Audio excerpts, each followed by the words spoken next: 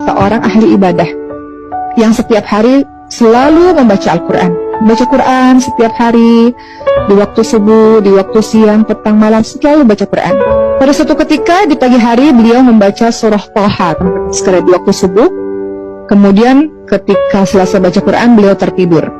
Di dalam tidurnya beliau ini bermimpi, dan di dalam mimpi itu beliau didatangi oleh seorang yang datang dari langit dan kemudian membawa Al-Quran.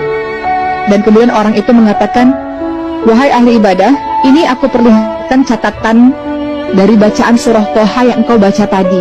Dan di sini engkau lihat ternyata tidak sempurna pahala yang engkau dapatkan. Ada ayat-ayat yang tidak terhitung oleh Allah SWT yang engkau baca itu tidak terhitung oleh Allah." Maka orang ini mengatakan, "Wahai sahabatku, tunggu dulu. Aku kan membaca sebanyak ini. Kenapa ada bagian-bagian yang hilang? Kenapa dalam bacaanku ini tidak ada di catatan ini? Ada apa?" Kemudian orang itu mengatakan, "Aku perlu jelaskan kepadamu.